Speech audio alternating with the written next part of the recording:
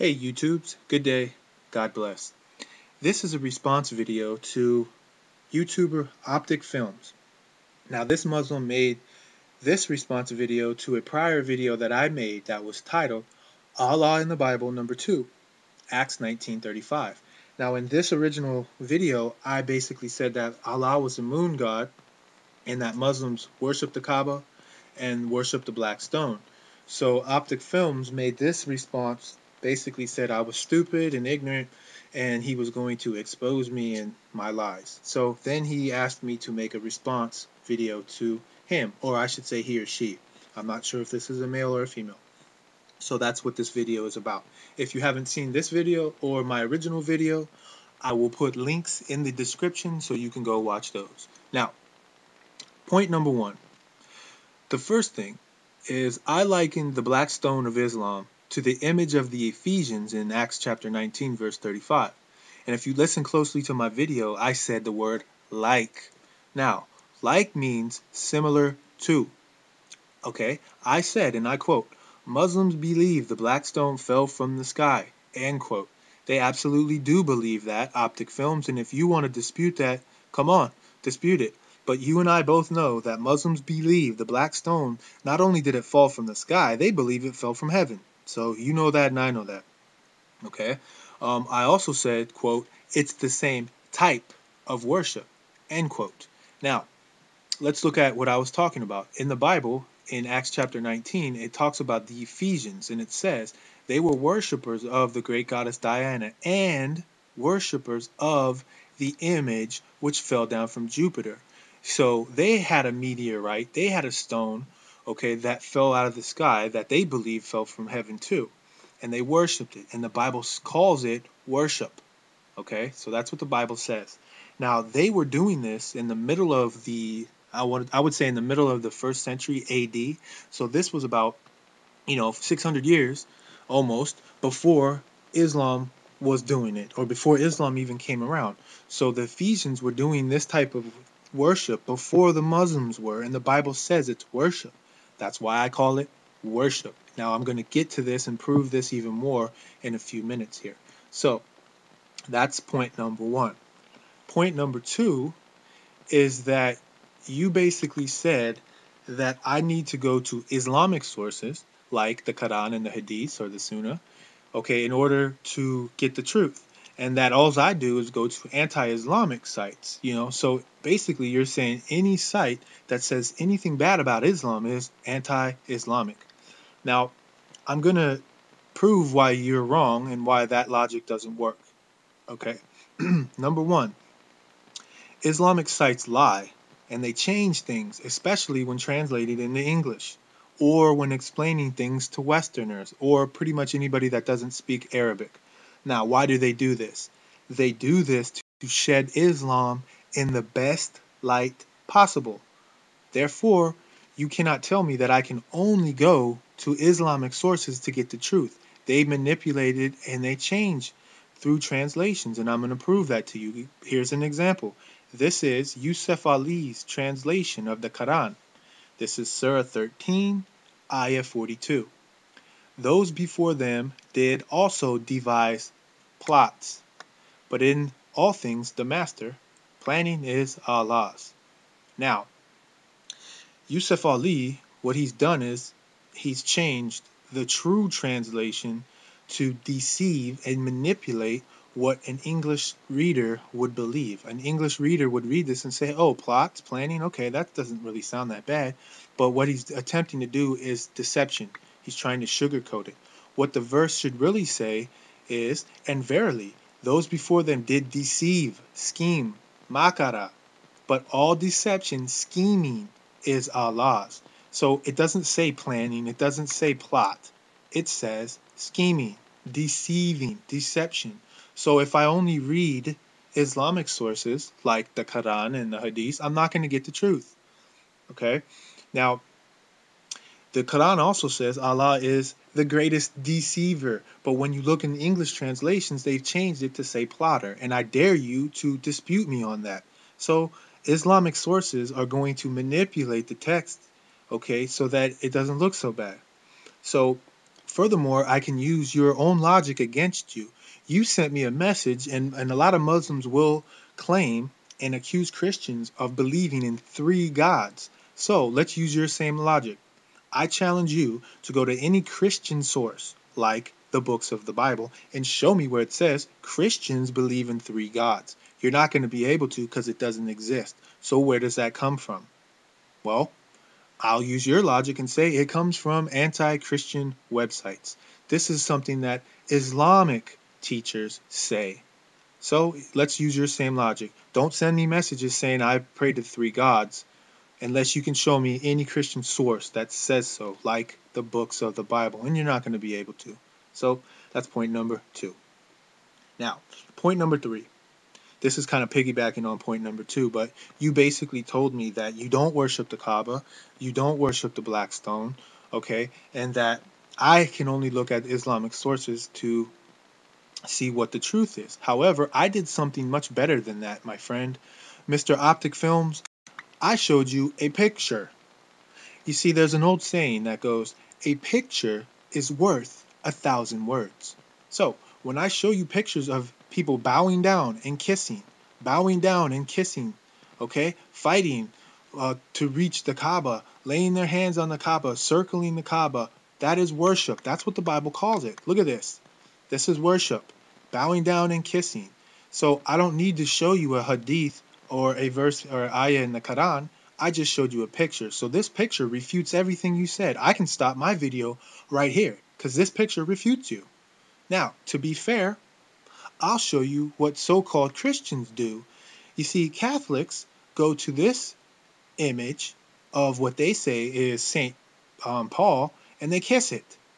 Look at this. They kiss it. They kiss it so much it's worn down. The Bible says this is idolatry.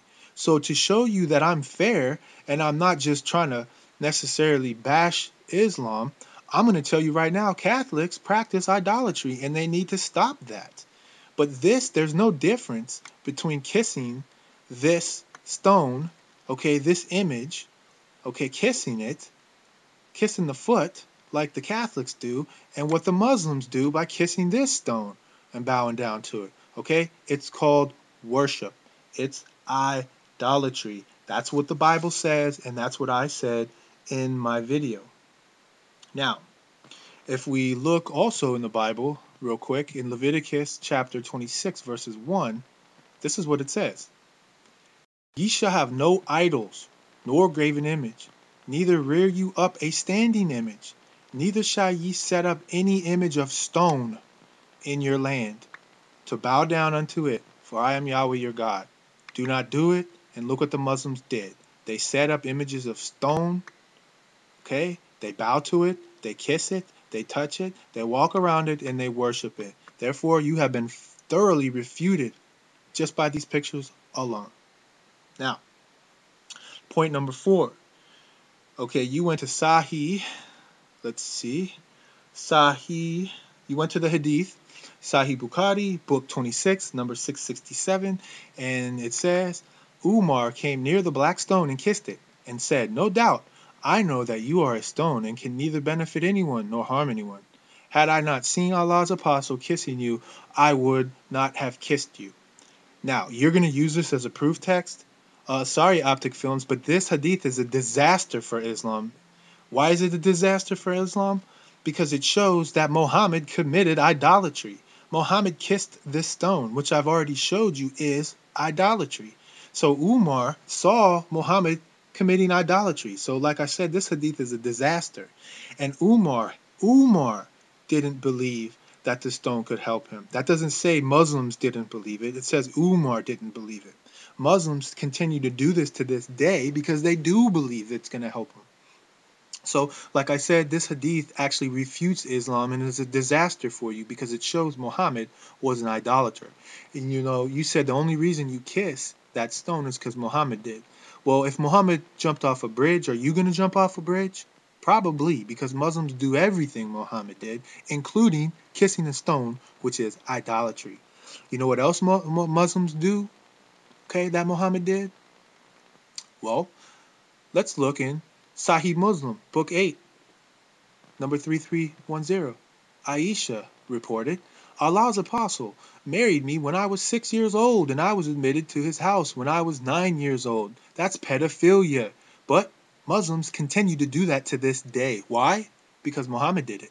So when Muhammad committed idolatry, all you've showed me in this hadith is that when Muhammad did some bad stuff, people would do bad stuff. So Umar committed idolatry because Muhammad did, and you commit idolatry because Muhammad did. Now, a funny thing about this is if you look in the Quran, okay, if you look in Ayah 2, Surah 2, Ayah 34, it talks about Allah telling the angels to bow down to Adam. But guess who refused to do it? Iblis, Satan. Satan refused to do it. Why? Because it's idolatry. It's shirk. So it seems like Satan in your religion is the only one with common sense. He saw other people doing idolatry, committing shirk, and he refused. This is how upside down Islam is. So like I said, this hadith is a disaster. Muhammad was an idolater, and so are Muslims. Now, let's move on to point number 5. You said Muslims only worship Allah, and you cited Surah 20, Ayah 14. However, let's look at the hadith of the man in need. This hadith here is a rigorously authenticated hadith that shows Muhammad committed shirk. He told people to commit shirk.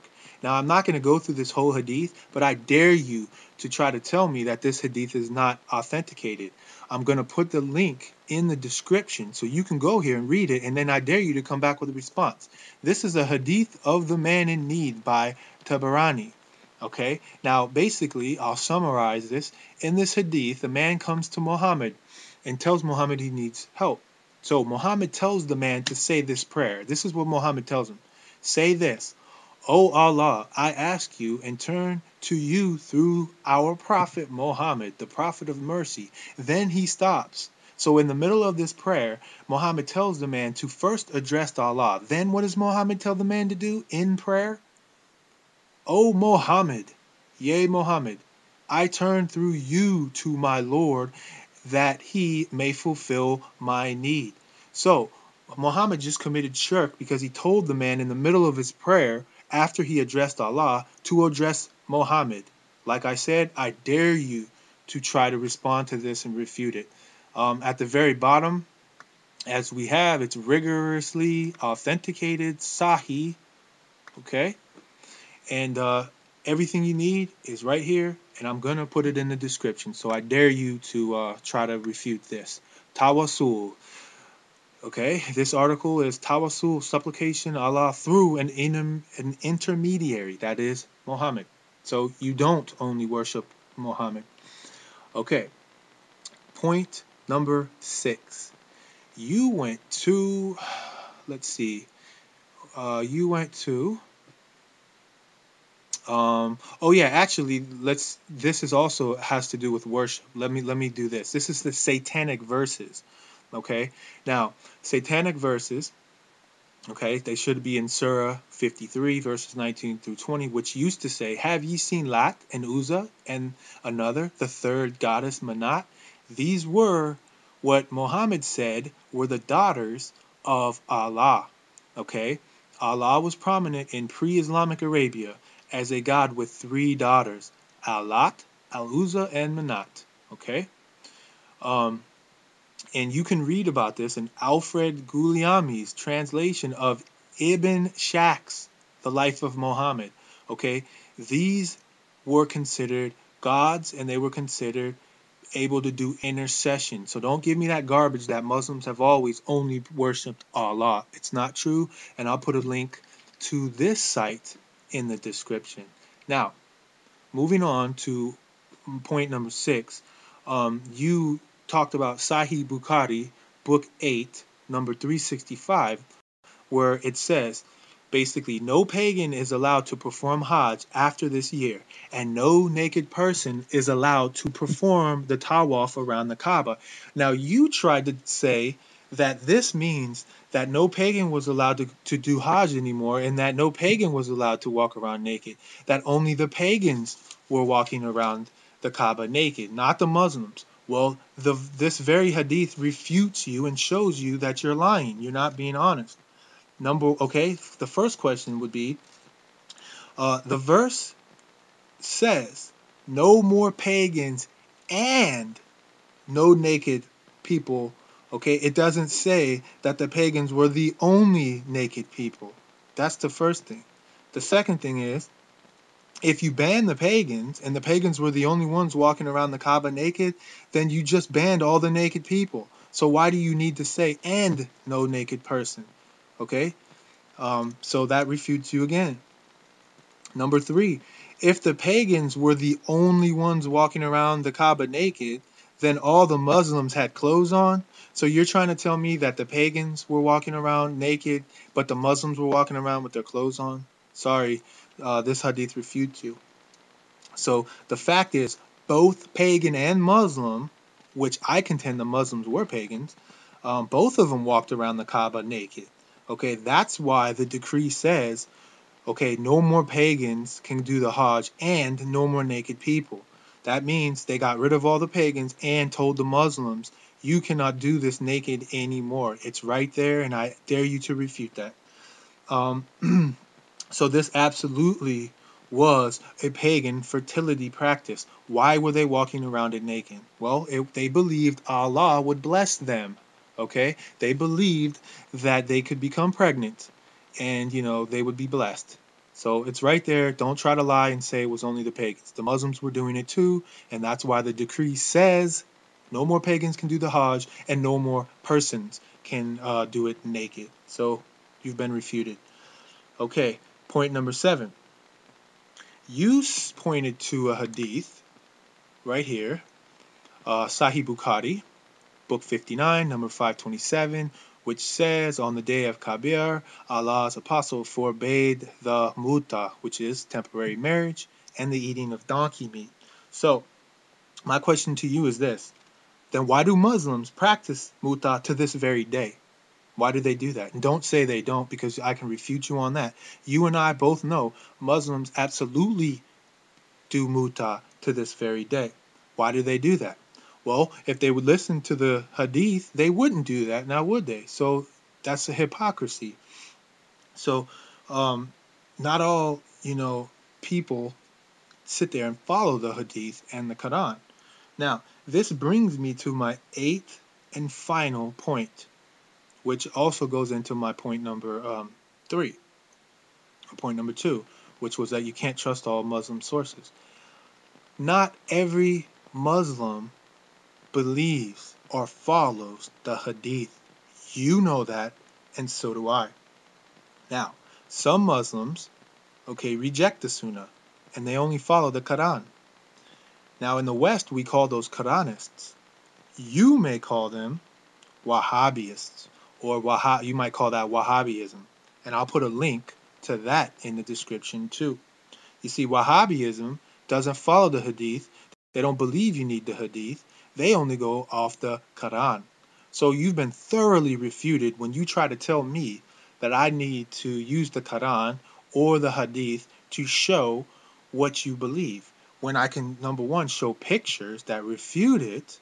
Okay. Number 2, when we look at the Quran and the hadith, everything you've shown, all you've shown is that Mohammed was an idolater, and that these texts, basically Muslims aren't listening to them, and not every Muslim believes them. And actually, here's a site, Wahhabism in the 21st century. Wahhabi, reliance on the Quran as the only source of Islam, with individual interpretation according to time and place. I will put this link in the description as well. Now, Shias will argue against that. So don't tell me, don't come off as if Muslims are all united. Everybody knows Shias and Shiites Sunnis and Shiites are fighting constantly. So Muslims do not believe all the same things. They do not practice all the same things. Okay, and like I said, I showed you a picture. You absolutely do worship the Kaaba. You absolutely do kiss and worship the stone. And that's exactly what the Bible says. And I call you an idolater and a pagan. And I call Any Catholic or any person that kisses images, stones, or worships anything, okay, other than worshiping God in spirit and in truth, they are pagans. And like I said, last but least, show me anywhere in the Christian text that say Christians worship three gods. Good day, and God bless.